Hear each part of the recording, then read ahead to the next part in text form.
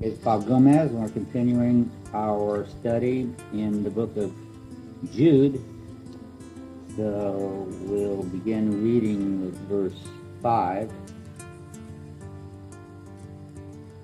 Now I desire to remind you, though you know all things once for all, that the Lord, after saving a people out of the land of Egypt, subsequently destroyed those who did not believe. And angels who did not keep their own domain, but abandoned their proper abode, he has kept in eternal bonds under darkness for the judgment of the great day, just as Sodom and Gomorrah and the cities around them, since they, in the same way as these, indulged in gross immorality and went after strange flesh, are exhibited as an example in undergoing the punishment of eternal fire. Okay, now, Jude is dealing with a problem which is beginning in this church, and that is certain false teachers were coming in. And the thing that was unique about these was that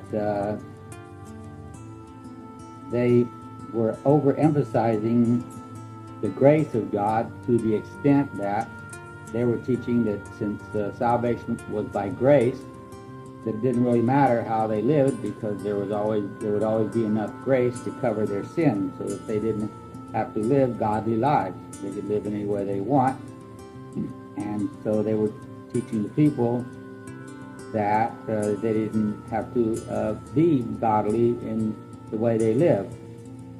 And we can look back to verse 4, where he describes this. It says, "For certain persons have crept in unnoticed, those who were long before marked out for this condemnation, ungodly persons, who turn the grace of our Lord, of our God, into licentiousness, and deny our only Master and Lord, Jesus Christ." So in other words, they were just saying that it was okay to sin, and you could sin as much as you wanted to, because there was always sufficient grace to cover it, and you would be forgiven, and so you could live any way you want. And so they were, what this means is turning the grace of our God into licentiousness. They were just saying, well, the grace of God gives you the freedom to live any way you want, to sin as much as you want. And by living that way and by teaching those things, it was denying the lordship of Christ, because we as believers, we are under the lordship of Christ, and Christ has given many commandments that we should live holy lives and live in such a way that we would be a good witness to the world by our godly lives. And we are supposed to be transformed into Christ's image and to live as Christ lived. Now, Christ, we know, had no sin in his whole life. And so that would be our goal that we should strive for, even though we know that we could never attain that goal, yet we should try to be as much like Christ as possible. So this false teaching then was a denial of the lordship of Christ. Okay, so Jude then gives them some examples of God judging sin, and he's going to show them that sin is always punished, and that they're teaching that it doesn't matter how you live, you can live any way you want, sin any way you want. If you do that, you're going to be in for the judgment of God, and the judgment of God will be involve punishment. Okay, so first of all, he in verses 5 through 7, he gives three examples. The first example is of the children of Israel who came out of Egypt. Now, there were about maybe as many as 2 million people who came out of Egypt and crossed the Red Sea and went into the wilderness and received the law of God. And they were down at Mount Sinai building the tabernacle and preparing to enter into the promised land, which God had promised to Abraham, Isaac, and Jacob. And so they were at the Mount Sinai for about a year, and then they marched northward to Canaan, coming up on the southern border. But when it came time to go in, they sent spies into the land, and the spies came back with a report that there were giants in the land, and the cities were all had walls around them. And so 10 of the spies gave an evil report and said, well, we won't be able to conquer these people because they are too big and they are too strong. And so they caused the people to doubt, and they caused them to not to believe the promise of God, that God had promised that he would be with them and would give them the victory. And so because of their unbelief, then that generation, everyone who was 20 years old and older, were not allowed to go into the promised land. They died in the wilderness. Okay, so this was a judgment upon them. So even though they came out of Egypt, they didn't really have faith. And in this way, Jude is showing that a lot of people may be in the church and may claim to be Christian, but they don't have real saving faith. And so then they will be punished just like the Israelites were, because they came out of Egypt and they partook in all the blessings, and they saw all the plagues upon Egypt, and they had the water out of the rock, and they had the manna. They saw all the great signs which God had done, and yet they were still unbelievers. They didn't believe. So Jude is giving that as an example of God's judgment upon them, because they wanted to follow these false teachers who were saying that it didn't matter how you lived, you could sin all you want. Okay, so they had the sin of unbelief, and as a result, God punished them by not allowing them to go into the promised land. So they were destroyed, and they died in the wilderness to get the blessing. So that is a type of people who associate with the people who are believers, but they themselves are not. So this is just showing that God does judge sin and punish sin. Okay, then in verse 6, we have the second example. And this, now these three examples in verses 5, 6, and 7 are examples of large groups.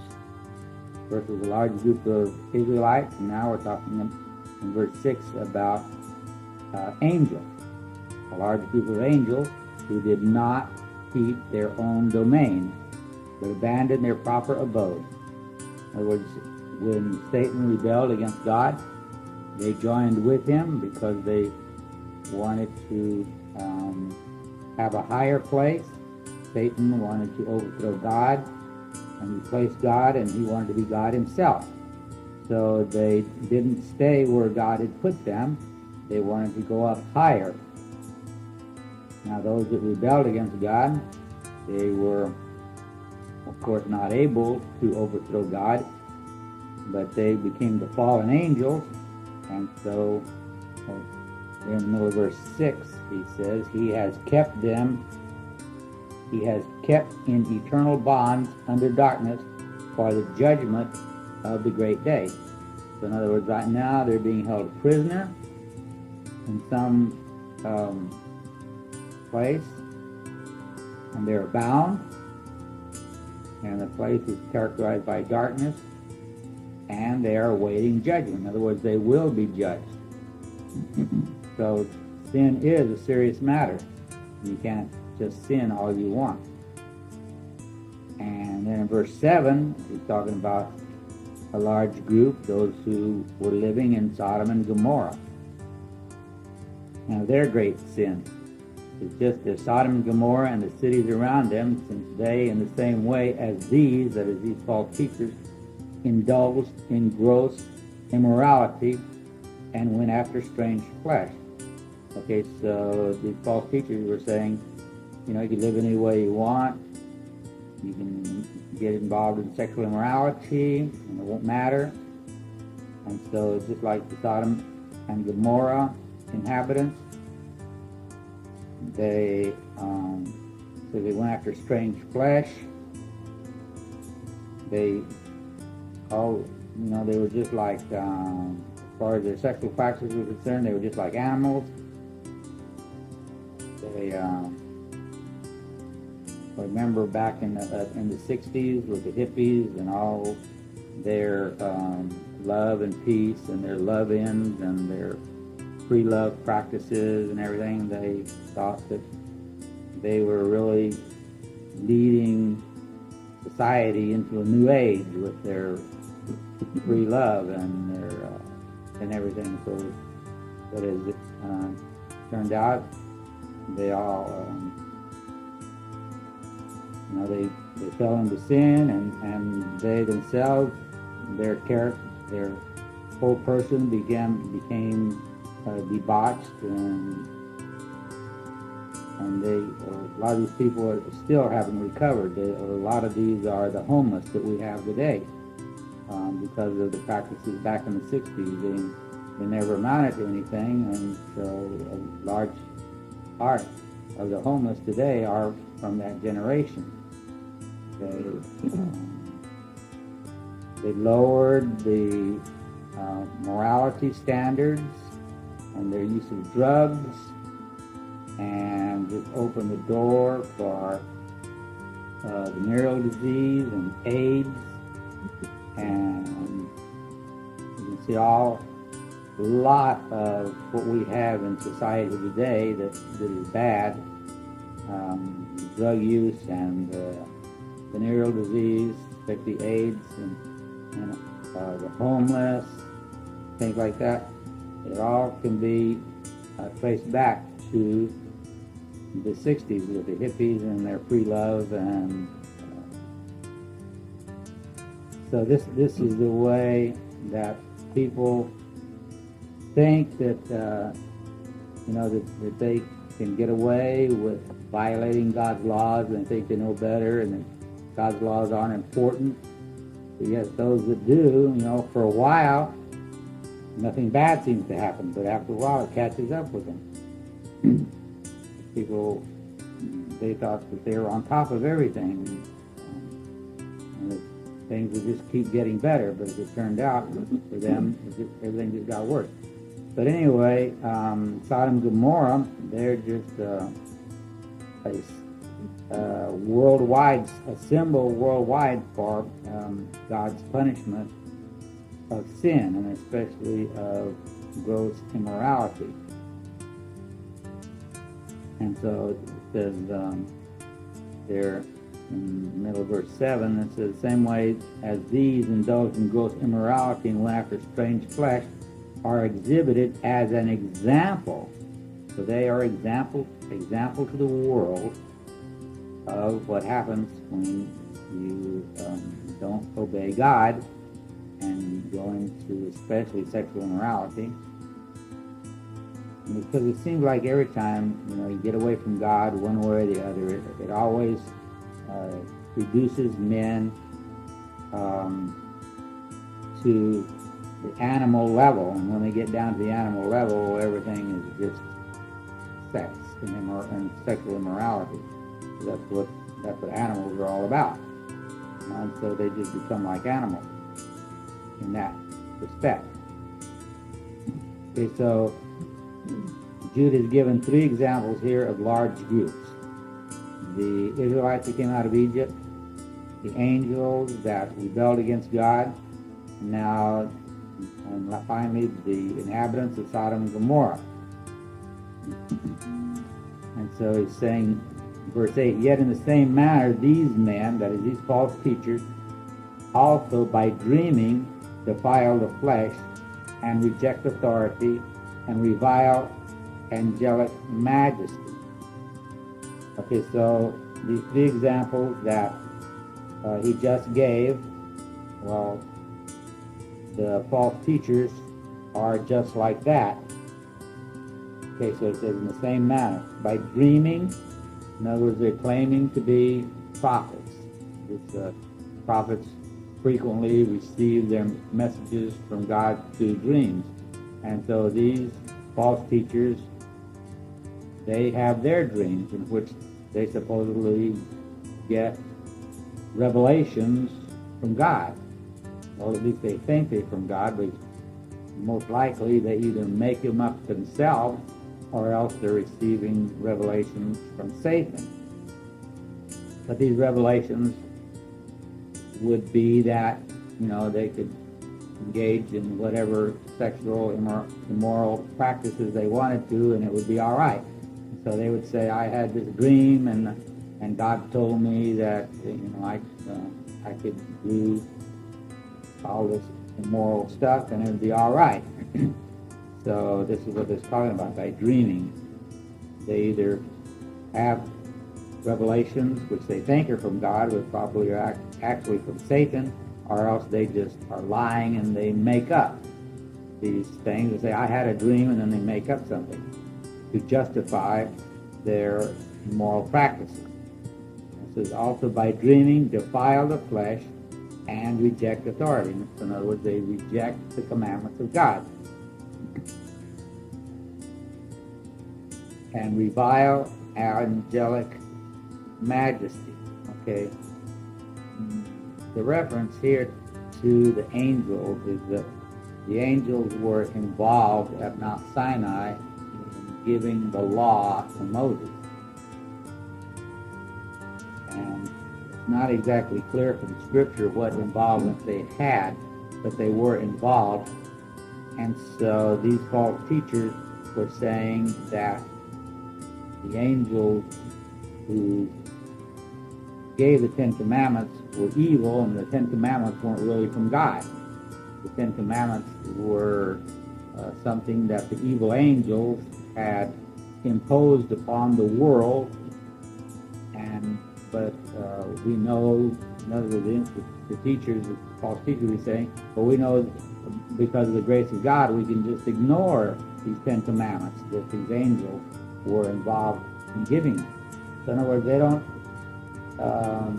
associate God with the Ten Commandments. They say the evil angels brought the Ten Commandments to the world. So in other words, they're just distorting the historic event of what actually happened. And so they're reviling angels, saying that the holy angels are really evil. And so by reviling the angels, it's kind of like slandering the angels. And so Jude is saying that slandering angels is not good. As a matter of fact, you shouldn't slander anybody. It says, verse 9, but Michael the archangel, when he disputed with the devil and argued about the body of Moses, did not dare pronounce against him a railing judgment. It said, the Lord rebuke you. So they believed that when Moses died, that the devil brought a false accusation against Moses and accused him of murder because he killed that Egyptian slave driver. And Michael then was disputing with the devil, but since God was the judge, he left the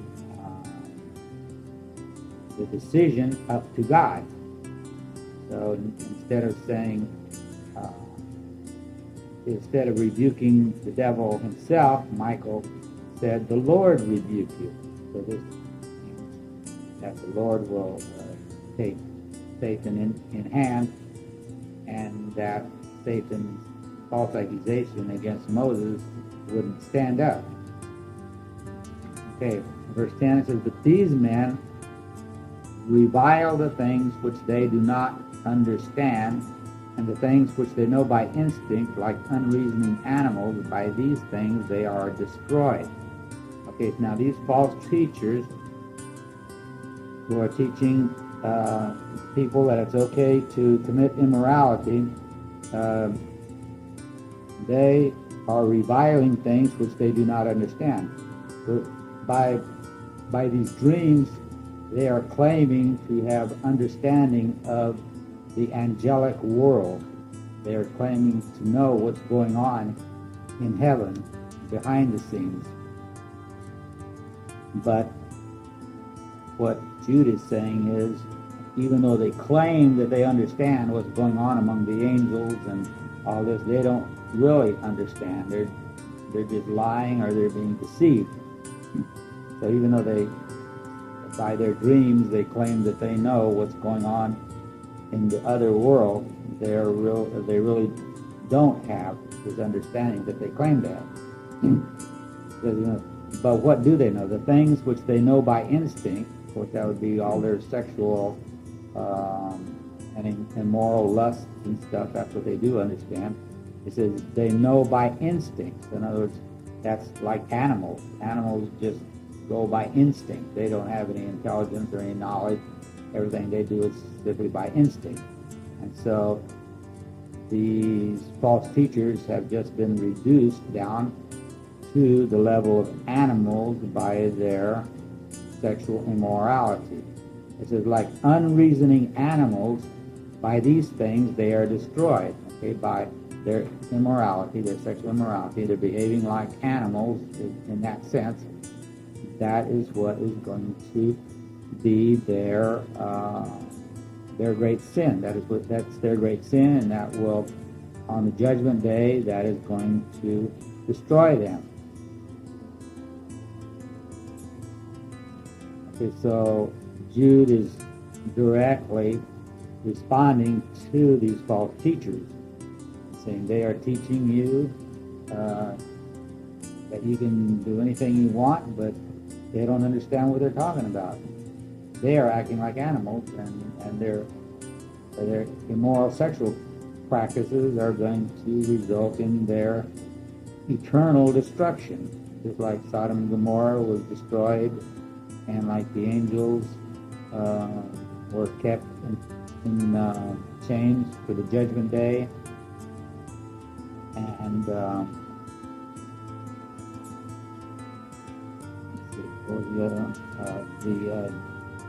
children of Israel who came out of Egypt, they all died in the wilderness. So because of their sin, that's going to result in their judgment and their eternal destruction.